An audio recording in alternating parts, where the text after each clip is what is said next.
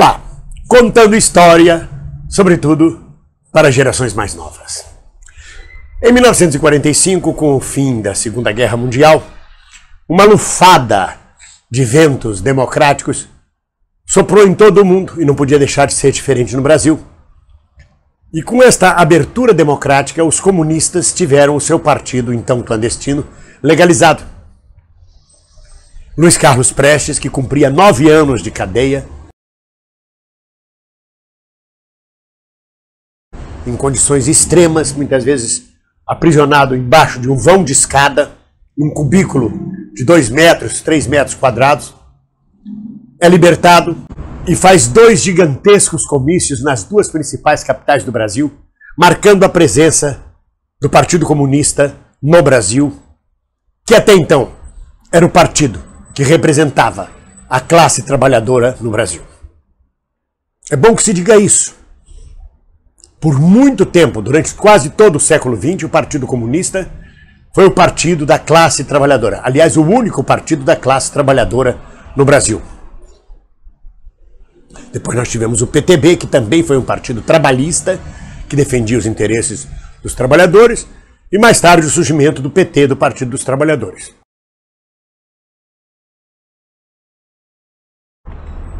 Mas é bom que se diga, porque a sensação que nos dá é que parece que nunca houve um partido que defendesse os trabalhadores no Brasil. Sim, já existia. Mas o assunto é Prestes e seus comícios. O primeiro comício de Prestes, que foi anistiado em abril de 1945, aconteceu no Rio de Janeiro, no estado de São Januário, estado de Vasco da Gama.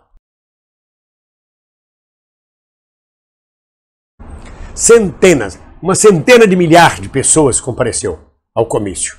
Isso no Rio de Janeiro, em 1945.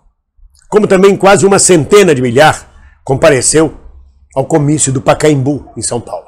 Considerando a proporção da população da época, digamos que o número de 100 mil pessoas presentes ao comício seja exagerado.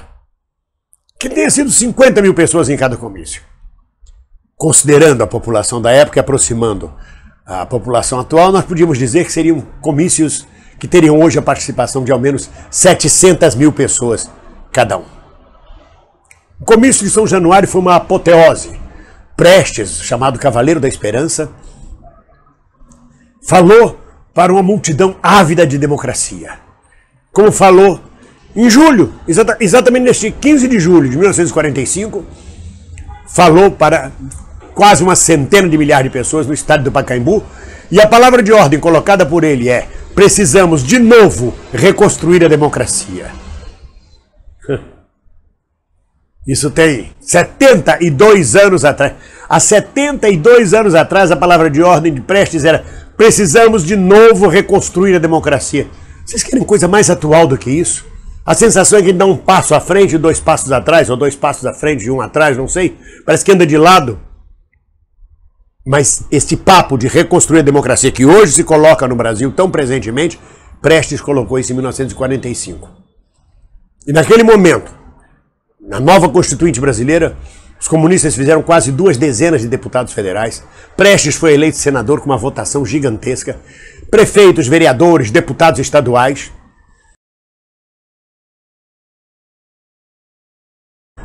O deputado constituinte federal, Jorge Amado, se vocês não sabem, foi o responsável pela inclusão na nova Constituição da liberdade religiosa, permitindo a liberdade de culto em todo o Brasil.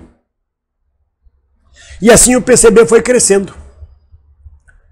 E assustando a elite, que em 1946 então o coloca na ilegalidade, na clandestinidade. Mas os comunistas não desistiram da luta em favor dos trabalhadores e dos ideais libertários e socialistas, continuaram travando suas lutas. Em 58 há um novo mandado de prisão contra Prestes, que consegue ser rebatido, parece até pelo Dr. Sobral Pinto, pelo eminente Sobral Pinto. E afinal, em 61, 62, 63, com o governo João Goulart, os comunistas chegam ao poder, de alguma forma, dividem o poder com o PTB e com o João Goulart. E cometem um erro histórico, não criar uma retaguarda de defesa. Prestes chegou a dizer: estamos no poder. Achavam que aquilo seria eterno, que dali a marcha do povo seria indestrutível, não seria interrompida. Eles cometeram o erro histórico de fazer uma conciliação de classe, cometeram o erro histórico de acreditar nos setores da elite, o erro histórico de não aumentarem as mídias de comunicação popular, cometeram o erro histórico de orientar equivocadamente as bases populares, dizendo já estamos no poder, não precisamos nos preocupar.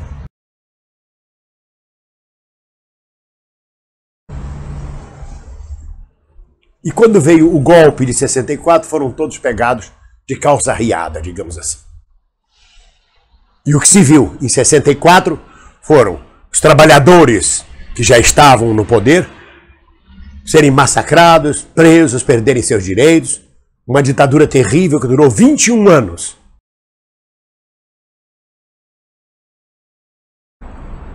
Pelo erro histórico, pelo equívoco histórico do reformismo do Partido Comunista. Quem não aprende com a história volta a cometer seus erros. É por isso que eu chego aqui sempre agora para contar histórias para vocês. Para que vejamos se através do conhecimento da história a gente não repete os erros. A gente aprende mais e mais. Mas o comício de São Januário, no Rio de Janeiro, e do Pacaembu, em São Paulo, foram gigantescas provas inequívocas da existência de um partido comunista, de um partido representante da classe trabalhadora profundamente enraizado na consciência e no sentimento do povo trabalhador brasileiro. E que foi perdendo a sua hegemonia através do reformismo, da derrota causada por não se precaver, por acreditar em contos de fada, digamos assim, por acreditar que já estava no poder e que, estando no poder, talvez ficasse mais 20 anos no poder, 30 anos, e avançando em direção ao socialismo e a uma pátria de trabalhadores. Mas foi muito importante a figura de Luiz Carlos Prestes, a figura do Partido Comunista na liderança dos trabalhadores e os comícios, como o comício do Pacaembu, que hoje completa 72 anos. Um abraço.